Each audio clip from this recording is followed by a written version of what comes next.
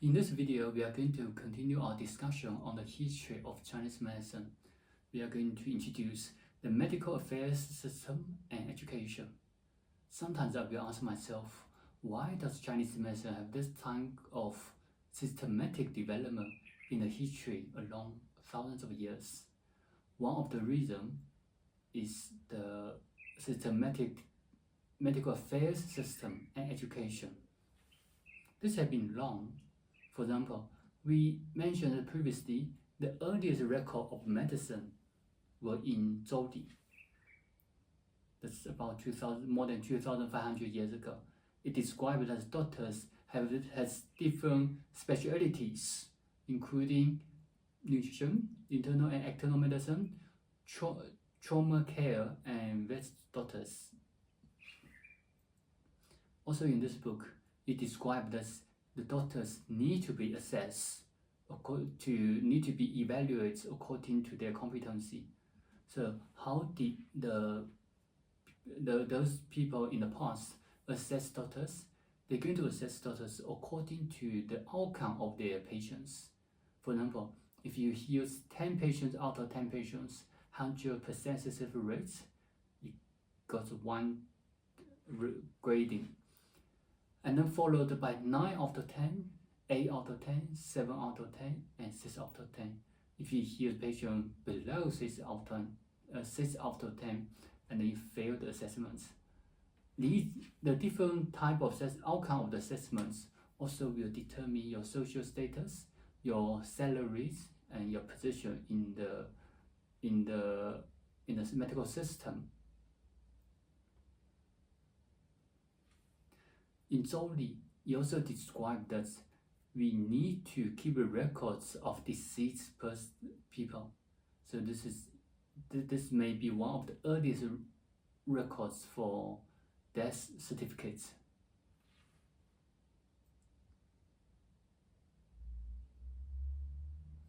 In this book, it described that when people were sick, we need to see the patient and we need to see the disease and then separate the patient according to the disease. What does it mean by separate the patient according to the diseases is similar to the doctor's specialties. We're going to divide the patient. We need to refer the patient to different specialties. As we mentioned here, we got different specialties.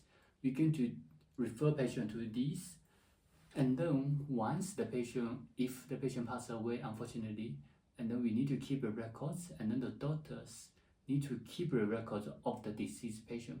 So this is the earliest death certificates. The contribution for this is actually it promotes the development of Chinese medicine, because you can learn from these experiences.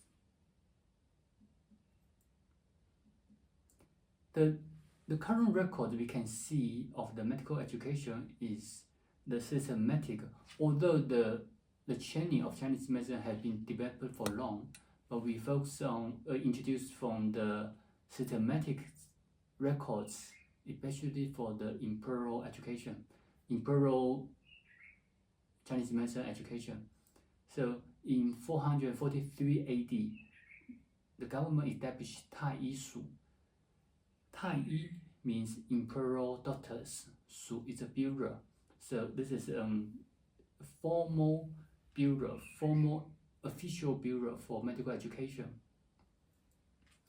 When we established the program at University of Johannesburg, when we proposed to the council, I told them that Chinese medicine had been used it may be new in South Africa, but the Chinese medicine higher education has been long. The current higher education at least have been almost 70 years, but if you trace back to the history, our higher education is actually start from 443 BC AD, and it's formally implemented for all these hundreds of years. The reason why I said this is a higher education, this is because this is for the imperial family, from directly related to the imperial system. For example, Taiyi Shu, it includes the general medicine, you have the division of acupuncture, the division of massage and spells. This is quite interesting now. At that time, we have a division of spells. Spells is similar to magical incantations. Under general medicine, we have different departments of internal medicines, pediatrics, external medicines, focus on skin, and we introduced previously, including skin problems, including problems related to males, females, and also the breast, etc. We have the department related to eyes, ears, nose, and teeth. We have a department of fire cupping, and all these have systematic requirements. For example, for internal medicine, you need to study for 7 years. For pediatrics, you need to study for 5 years. External medicine also 5 years, and for the eyes, ear, nose, teeth, 4 years, and then fire cupping you need to study for 3 years.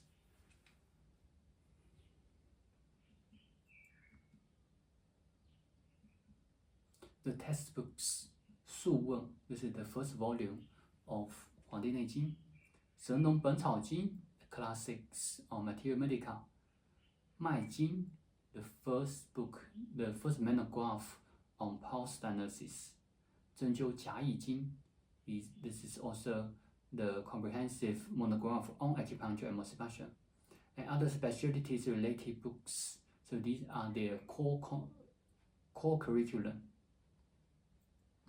Assessments, they're going to be assessed monthly, quarterly, and yearly. And the maximum duration of the study is 9 years. So if you didn't complete the study within 9 years, you're going to discontinue. You have to discontinue the study. There are also schools that are located in the capital city, as well as in other provinces and cities. So 太医署 is the medical education institution that locate in the capital cities, and in the other provinces and other cities, they also have different institutions but similar structure. So here we only introduce in the capital city, which means refer to related to imperial families, imperial system. Afterwards, about 200 years later, the system of the medical education, although there will be some changes of the title and then the terminologies, but the foundation, the principles were all the same. For example, in 624 AD, the 上药 Bureau, 长药 Bureau, and 太医署. 上药 Bureau provides medical service to the emperor only. 长药 Bureau provide medical service to prince. And 太医署 functions as the medical institution and educational center for government officials. So you can see from here they got different bureaus for different group of population: the emperor, the prince, the officers. And among these years, about 1,000 years ago, in太医署, for the study, they got 90 different disciplines, and then afterwards they changed to 10 disciplines and 10 disciplines. So there are no significant changes from 443 AD. But the enrollments from 120 students to 300 students. You can see these are actually the top practitioners in the country, because for the entire country they enrolled at least 300. This is a photo that was taken in 1920 AD for the doctors from 太医院.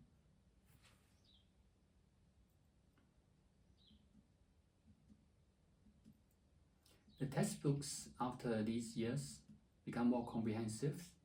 For example, all those books we introduced in the history, these are important books. These were also used as textbooks in the past. For example, 素问神农本草经、脉经、针灸甲乙经 these were all the same, but then afterwards they add on 诸病源候论。诸病源候论 the books discuss about etiology. 太平圣惠方、千金药方、千金义方、伤寒论、龙母论 and others. So these were the core prescribed textbook assessments. They still have monthly assessments, have yearly assessments.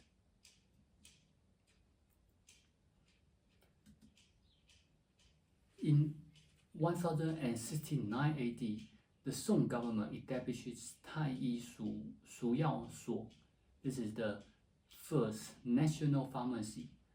The advantage to have a national pharmacy is they can standardize the quality, they can standardize the process of making herbal medicine. So this is the first government established official pharmacy. They keep the standards. This, if you still remember the introduction, the government also published the pharmacopoeia, all those comprehensive formula books describe how to verify the quality of the herbal medicine, how to make the herbal medicine, how to process the herbs. So for example, here it's just an example of all these medicine. So this bureau, this national pharmacy, primarily focus on proprietary medicines. This is a modern translation, but it's actually referred to pre-made medicine. So from the raw herbs one, we made into pills, and all these pills, the national pharmacy provide instruction how to make it, how to verify the quality.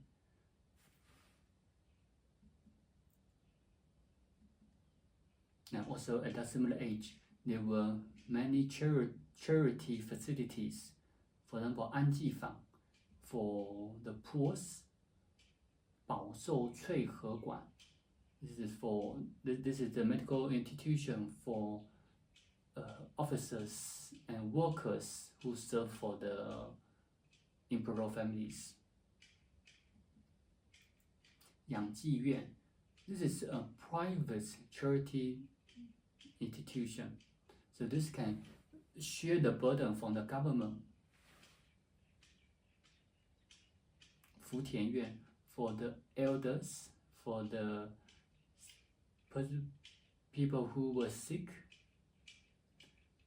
慈幼局 肉泽园 this is the 肉泽园 is one of the earliest public cemetery. 病求园 especially in 1001 AD. This is actually a medical institution, clinic. It is actually a medical clinic for prisoners.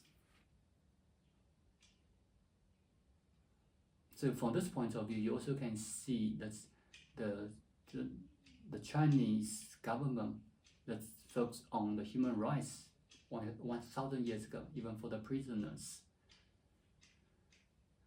In Song Dynasty, the medical laws also have specific laws and regulations to regulate unprofessional conduct and malpractice. 太医院 Taiyi Shu and Taiyi Bureau, and all those were from 443 AD, and then after the development until 1068 AD. After this period, this name was continued until 20th century. That's the photo I showed you previously. The photo was taken in 1920 AD. So we continue the same name, Taiyi Yuan. This is also the medical institution that oversees the national medical affairs, provide the medical services for imperial families, national medical education and training, national medical assessment for the selection of doctors. So how to select the new doctors, the emerging doctors to Taiyi Yuan to serve for imperial families, also belong to the responsibility of Taiyuan. Appointment of medical officers. Rituals honoring renowned daughters.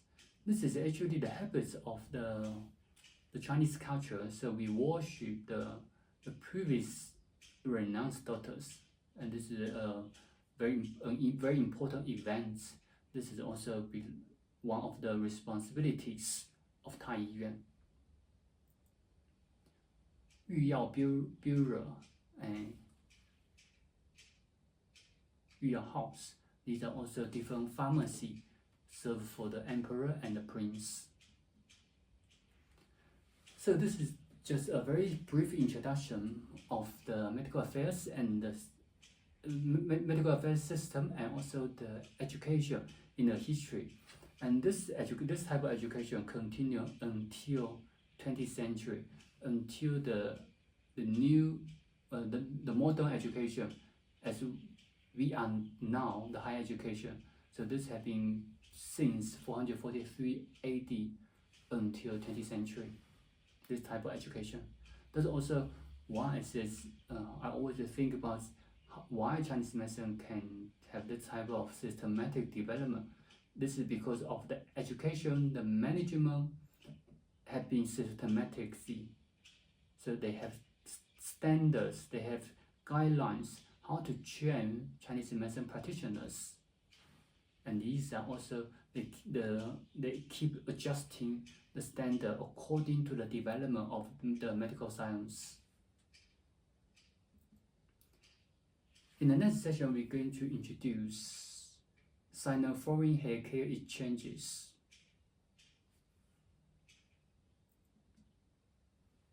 So this session just going to introduce the relationship between China and foreign countries. So let's just see the map again. As you can see here, this is China, Japan, Korea. Korea in the past referred to both South Korea and North Korea, and Vietnam, India, and we are Africa here. So this is just a very brief impression of the map of the world. Korea, because Korea and China, the boundary actually linked to each other directly. So you can see that the relationship between the two countries are actually very close.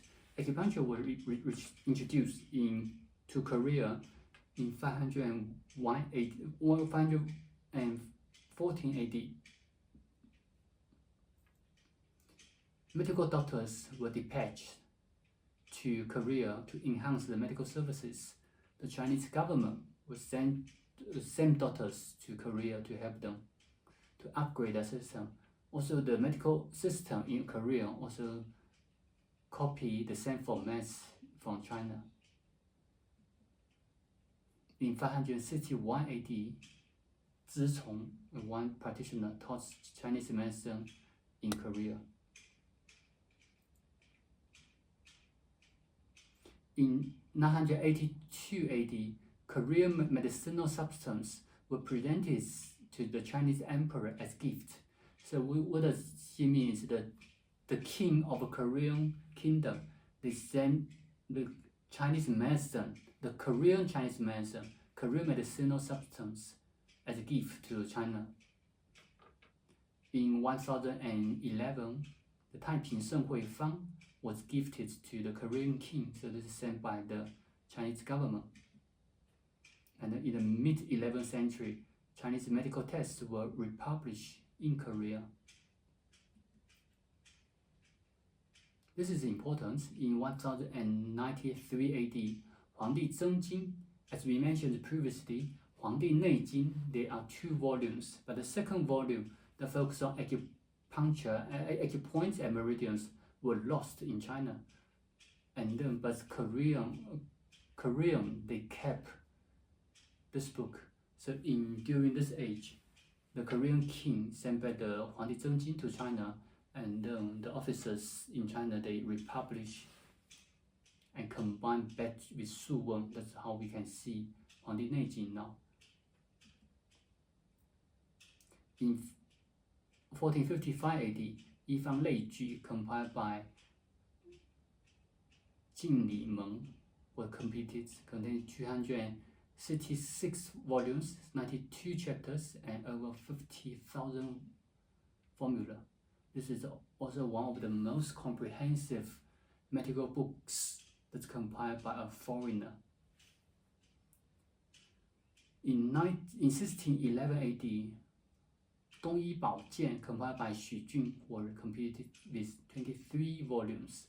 东医宝鉴, 东医 Dongyi refers to China. Dong refers to China because we are on the east of Korea. So it means actually from Chinese medicine. And Xu Jin compiled this book according to the classics with combination of Korean medicine. This is also one of the reasons that we introduced Chinese medicine, the history of Chinese medicine. We introduced the development of Chinese medicine, because in the end, what I hope in future is that locals, African population, you can develop your own medicine with the guideline, or you can use Chinese medicine as a role model, as a standard, as an example, that you can promote African medicine development. In the meantime, you also can combine, you can learn from the development of Chinese medicine to modernize African medicine, to integrate the development of African medicine and Chinese medicine. You can compile a book that's on African medicine. You can use the examples from Chinese medicine. You see, these are the mutual development, that's the examples from the history that's already been achieved, which we also can achieve in Africa. The communication with Japan. In 432 AD, Zicong arrived in Japan with 164 volumes of medical texts.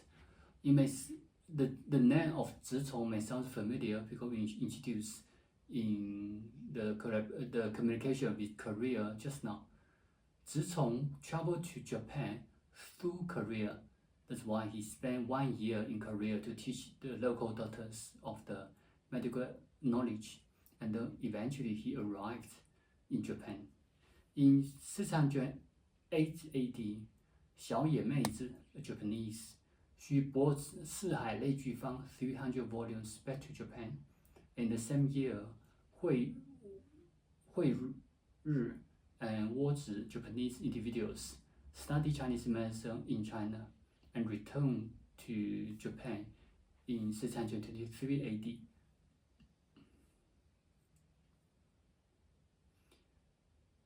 The Japanese medical fair system mirrors that of China.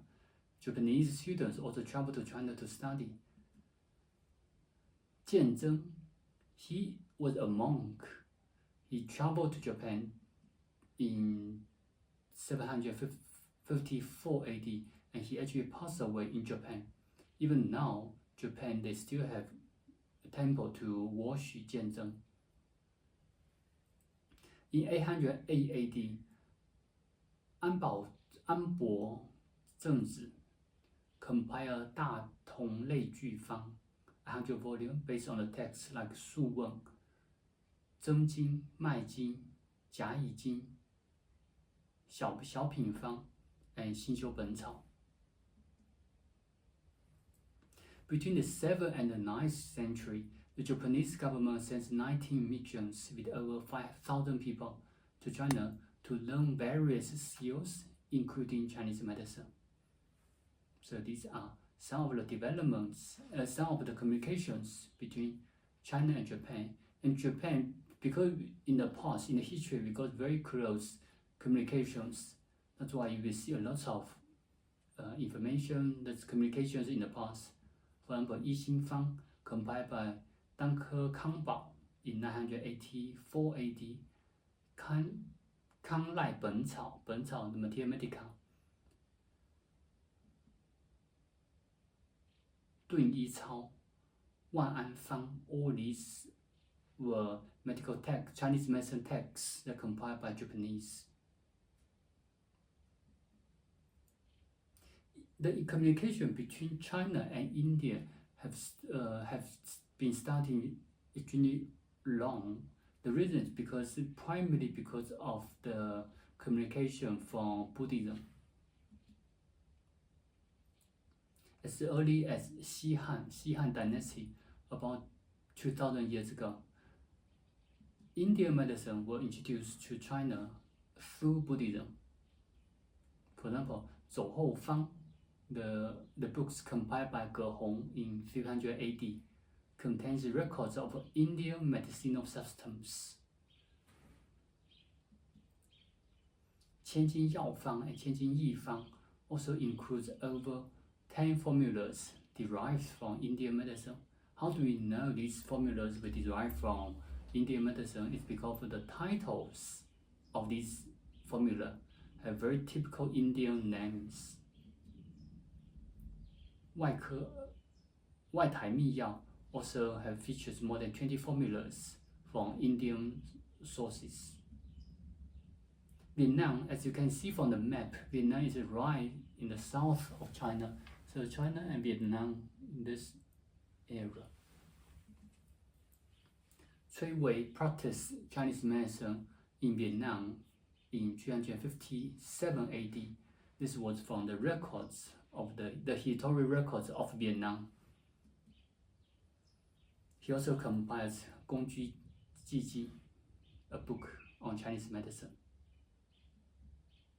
South Asia, the communications between China and South Asia is actually quite popular in the past because China was the central of the entire Asian countries. As you can see, Quanzhou Port is in the southeast of China.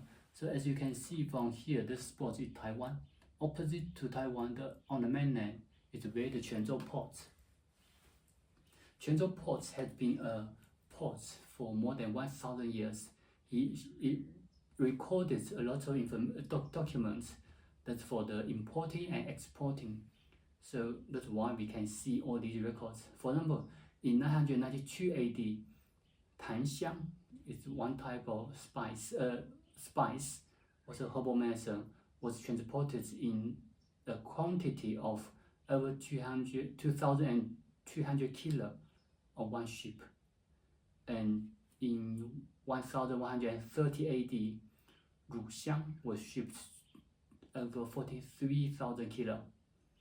And in 1155 AD, Chengxiang and others were other herbal medicine in total of 31,500 kilos.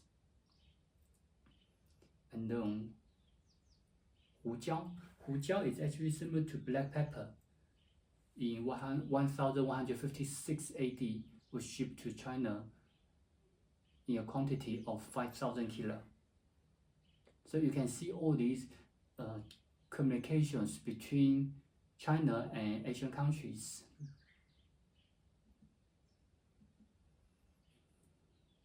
Through the Silk Road, Chinese medicine also introduced to Arabic, Europe, and Africa. There's one figure, for example, 太平盛会方 contains records of medicinal systems from Arabia. The one figure in the history is Zheng He. It's about 1371 AD to 1433 AD. He traveled to many countries, including Asian countries, Middle East, and Africa 7 times, and he go to over through the ocean and introduce not only Chinese medicine, but Chinese medicine was included in the communication, many Chinese products and skills, culture.